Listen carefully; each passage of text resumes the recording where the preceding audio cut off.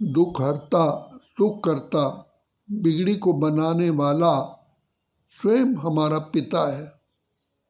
तो पिता को ही मुक्तेश्वर, पाप कटेश्वर, सदीदाता, कल्याणकारी, खिवैया कहा जाता है। तो बाप स्वयं आकर के इस सृष्टि का विधि का विधान बताते हैं कि बच्चे, ये सृष्टि में तुम आत्माओं ने जन्म लिया है पार्ट बजाने के लिए। तो जब तुम पार्ट बजाने के लिए आए थे तो तुम श्रेष्ठ आत्मा थे, महान आत्मा थे, पुण्य आत्मा थे, धर्मात्मा थे। तो तुम्हारे पास सुख, शांति, आनंद, खुशियाँ थी। लेकिन चलते चलते अपने को देह समझने के कारण, देह अभिमान के कारण तुम विकारों के, 5 विकारों के भूतों के वशीभूत हो गए। तो जिससे तुम्हारी इन भूतों ने सब कुछ तुम्हारा लूट लिया। इसलिए कहते हैं, परमात्मा को रोज कहते हैं, 5 विषय विकार मिटाओ, पाप हरो देवा। तो बाबा कहते हैं तुम कहते तो हो लेकिन मिटेंगे कैसे?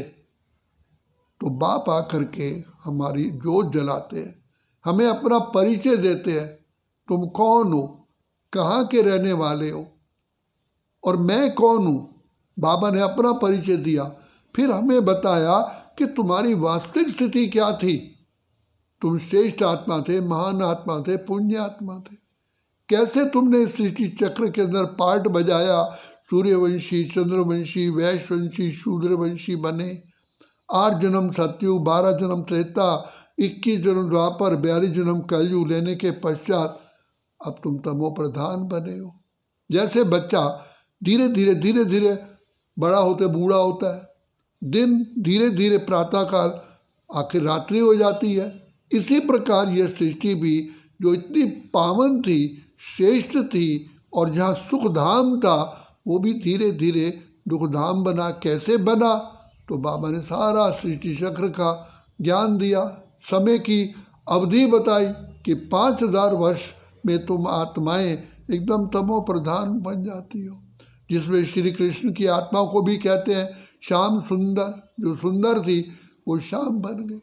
अब मैं आया हूँ तुम आत्माओं की गति सदगति करने के लिए, तुम्हारा कल्याण करने के लिए। तो बाबा कहते हैं सिर्फ मेरी एक बात, एक राय मानो, अपने को आत्मा समझ के मुझ बाप को याद करो। तो ये राय मानने से बाबा का सुनाया हुआ ज्ञान भी हमारी बुद्धि में बैठता है और हम प्रैक्टिकल अप्लाई भी कर पाते हैं।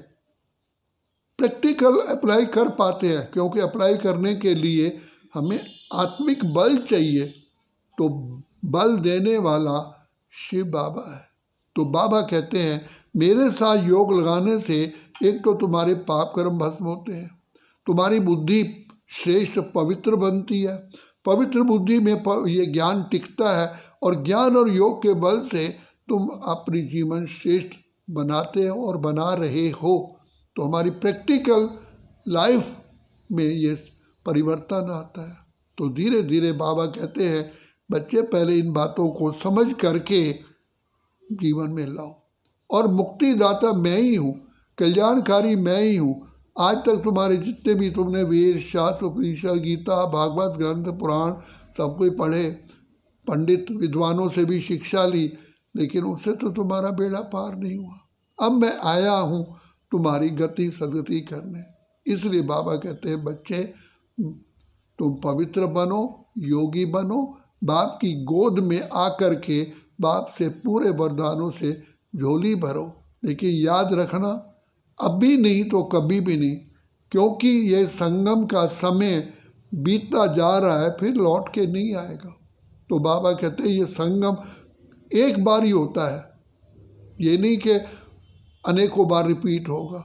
इसलिए परमात्मा का आना भी एक बार है, भाग्य बनाने का चांस भी एक ही बार मिलता है। तो बाबा कहते हैं अभी नहीं तो फिर कभी भी नहीं। तो ये ध्यान रखो कि पिता परमात्मा से सारे संसार की बेहद की प्राप्तियां होती हैं, बेहद की, और सारे दुख नाश हो जाते हैं। और दुख नाश करने का, खुशियां पाने का केवल एकमात्र तरीका है बाबा की छत्र छाया में रहना। तो बाबा की दुआएं, बाबा का आशीर्वाद, बाबा का प्यार, बाबा की अनुकंपा अभी ही मिल रही है।